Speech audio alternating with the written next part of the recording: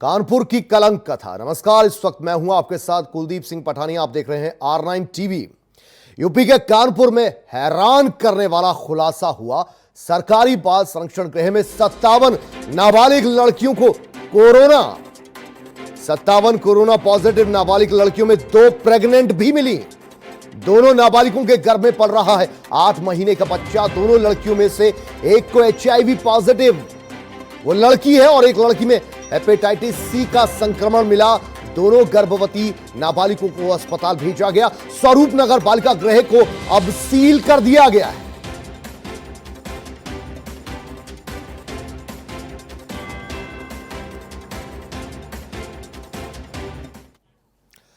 चलिए, कानपुर की कलंक कथा पर इस वक्त अवनीश अवस्थी, माफ कीजिए नीरज अवस्थी हमारे साथ कानपुर से जुड़ रहे हैं, हमारे संवाददाता। नीरज, आपसे ये जानना चाहेंगे, बहुत बड़ा ये मामला है, वाकई ये कलंक कथा है। अब ये कलंक कथा में कितना खुलासा और हो रहा है? देखिए कुलदीप, सबसे अहम चीज इसमें यह है कि राजकीय बालिका गृह में 57 कोरोना के मामले आए। उनको जांच के लिए कोविड-19 हॉस्पिटल में भर्ती किया गया। वहां 2 बालिकाएं जो है प्रेग्नेंट निकलती हैं और HIV पॉजिटिव और हेपेटाइटिस C भी उनमें पाया जाता है। इसके बाद उनको जच्चा बच्चा हॉस्पिटल भेजा जाता है। इसको लेके लगातार जो है जिला प्रशासन और स्वास्थ्य विभाग के लोग हैरान हैं। लेकिन सबसे बड़ा सवाल ये है कि आखिर इन दोनों जो बालिकाएं हैं, जो किशोरियां हैं, इनकी जो हिस्ट्री है उसके बारे में कोई जी। तो सरकारी संरक्षण में देखिए ये क्या हुआ। क्या इन लड़कियों को बाल गृह से बाहर भेजा जाता था? ये बड़े सवाल हैं। इतनी देरी से बाल संरक्षण गृह में जांच क्यों कराई गई, ये भी एक बड़ा सवाल। और क्या दूसरे बाल संरक्षण गृहों में भी यही हाल तो नहीं? राज्य के बाकी बाल संरक्षण गृहों में छापेमारी कब होगी और पूरे मामले की हाई लेवल जांच कब? ये बड़ा सवाल, क्योंकि अचानक से इतनी बड़ी तादाद में 57 लड़कियों का कोरोना पॉजिटिव हो जाना। चलिए एक बार फिर से हमारे संवाददाता नीरज अवस्थी हमारे साथ जुड़ रहे हैं। नीरज, आपसे सवाल ये कि इस बात का खुलासा तो हो गया, लेकिन ये जो बालिका संरक्षण गृह होते हैं यहां पर तो नियमित तौर पर स्वास्थ्य जांच होती रहती है। एक 8 महीने की बच्ची जो गर्भवती है उसका खुलासा क्यों नहीं हुआ? 9 महीने बाद तो बच्चा हो जाता है, एक महिला या बालिका मां बन जाती है।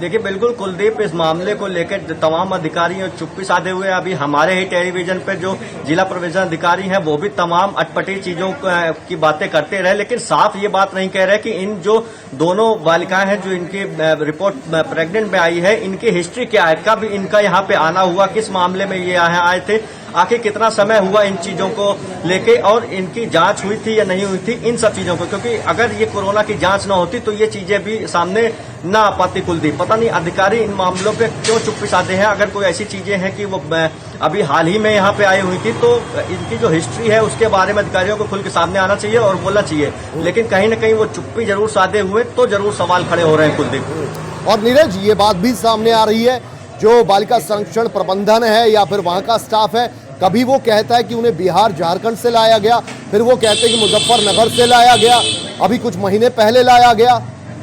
तो एग्जैक्ट स्टैंड क्या है वहां के स्टाफ का?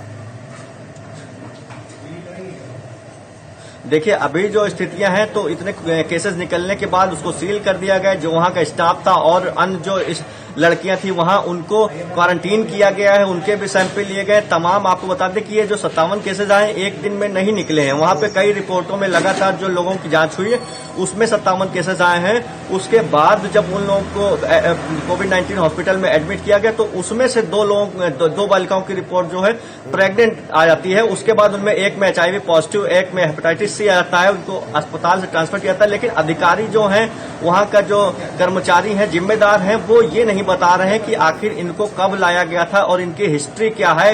ये अगर हाल फिलहाल में आए होते तब तो कोई बात नहीं कि ये प्रेग्नेंट है, फिर भी उनकी जांच हुई होती। अगर ये लंबे समय से यहाँ रह रही थी तो फिर आखिर नीरज, आपको रोकेंगे। इस वक्त हमारे साथ सुरेंद्र नैथानी, विधायक कांग्रेस के जुड़े हैं। सुरेंद्र जी, ये खबर तो आपने सुनी होगी, कानपुर में ये जो कलंक सामने आया, इस तरीके की कलंक कथा सामने आई, इसको लेकर क्या कुछ कहना आपका? हाँ देखिए, मैं सुरेंद्र मैथानी हूँ, भारतीय जनता पार्टी का यहाँ पे विधायक हूँ कानपुर में। और ये आप ही के अभी चैनल से ये हमारी जानकारी में आया है।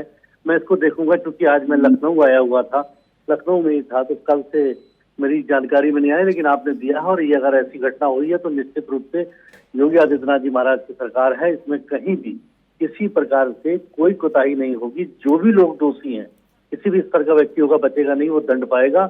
इसकी पूरी निष्पक्ष जांच होगी और जांच होने के बाद जो आवश्यक कदम होंगे वो हमारी सरकार उठाएगी। यहाँ के हमारे जिला के जो अधिकारी हैं और जिम्मेदार अधिकारी हैं, ये सब उठाएंगे।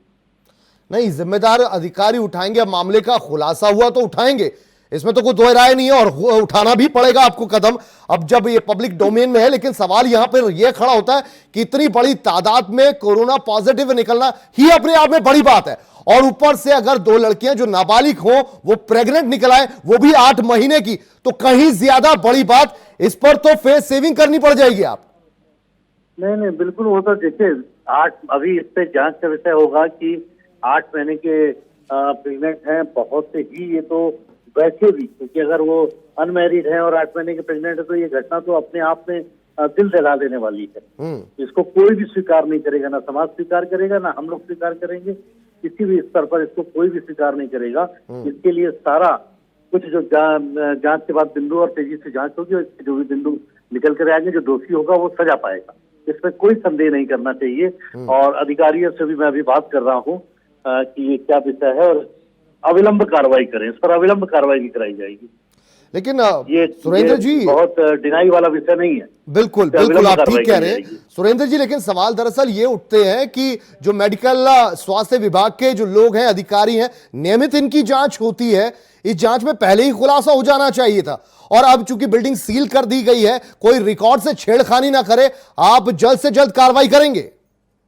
बिल्कुल बिल्कुल करेंगे, और कोई रिकॉर्ड से छेड़खानी नहीं करेगा, क्योंकि ये इतनी गंभीर विषय जो आपने उठाया। मैं आपके चैनल को धन्यवाद देता हूं, जिन्होंने मेरी जानकारी में, लखनऊ में रहने के कारण से, क्योंकि मैं 2 दिन से लखनऊ में हूं, इसलिए मेरी जानकारी में नहीं था, और अभी आपने दिया है। मैं तुरंत आपसे ये वार्ता पूर्ण होते ही तुरंत मैं डीएम कानपुर से बात कर रहा हूँ। जी चलिए, बहुत शुक्रिया हमारे साथ जुड़ने के लिए सुरेंद्र नैथानी साहब। तो ये थे विधायक वहां के, और जल्द ही उन्होंने कहा कि कोई ना कोई एक्शन लिया जाएगा, पूरे मामले का खुलासा किया जाएगा। हमारे संवाददाता नीरज अवस्थी लगातार हमारे साथ जुड़े हुए हैं। नीरज, अभी यहां के विधायक साहब ने आश्वस्त किया है कि कोई भी जो दोषी होगा उसे बख्शा तो नहीं जाएगा, लेकिन बड़ा सवाल यह कि ऐसे बालिका संरक्षण गृहों से मामले पहले भी आते रहे, तो कोई अमूल चूल बदलाव बालिका संरक्षण गृह या बाल संरक्षण गृह जो होते हैं उनकी प्रक्रिया को लेकर नहीं किया गया है। इससे पहले भी ऐसे मामले आते रहे। जी बिल्कुल कुलदीप, इस तरीके के कई बार मामले सामने आ चुके हैं, जिसके बाद पूरे प्रदेश भर में हड़कंप मच गया था। लेकिन उन चीजों से जो जिम्मेदार हैं वो सबक नहीं ले रहे हैं, और कानपुर में इस तरीके का मामला सामने आया है, तो उसमें अभी सबसे बड़ी अहम बात यह है कि जो जिम्मेदार हैं वो बोलने को तैयार नहीं है कुछ इसके बारे में। वो आखिर क्यों नहीं जांच कर रहे हैं, क्यों इन चीजों की तथ्यों की जानकारी नहीं कर रहे हैं कि आखिर ये चीजें कैसे सामने आई, इन चीजों को देखने को भी तैयार नहीं है। हम कहते हैं कि यदि वो लोग अभी हाल फिलहाल में किसी मामले को लेके उनको यहाँ पे लाया गया था, तो वो भी हिस्ट्री है, तो उसको लेके भी सामने आना चाहिए, उन तथ्यों को सामने रखना चाहिए कि ये पहले से ही इस तरीके का मामला था। वो भी कोई चीजें सामने नहीं आ रही कुलदीप।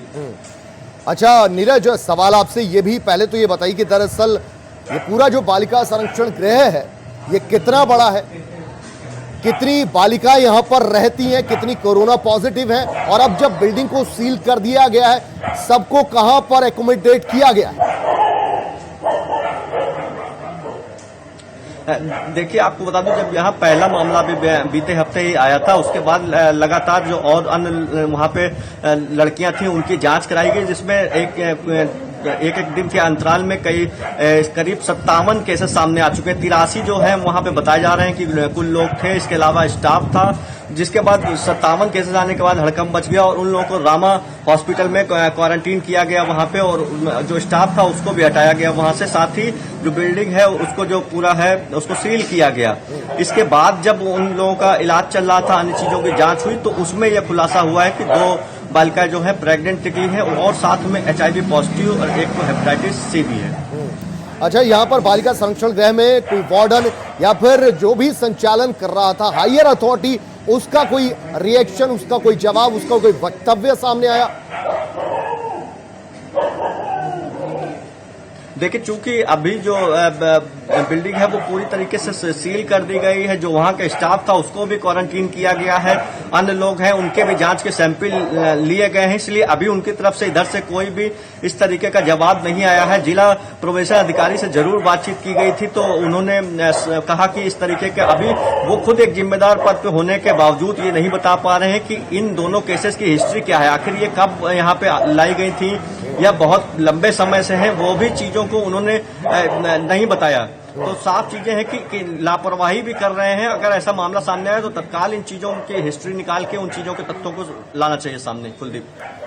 नीरज, लेकिन ये बात बिल्कुल समझ से परे है। 2 बच्चियां 8-8 महीने की गर्भवती, दूर से पहचाना जा सकता है किसी भी गर्भवती महिला को या बालिका को। अस्पताल को इसकी अस्पताल नहीं, ये बालिका संरक्षण गृह है, इसको कानो कान खबर नहीं लगती है। इसमें कौन कौन सा ऐसा स्टाफ है जिसकी जिम्मेदारी बनती थी और जिम्मेदारियों से वो बचते रहे और अब जाकर ये खुलासा किया है, तो क्या जिम्मेदारियां तय की जा रही हैं?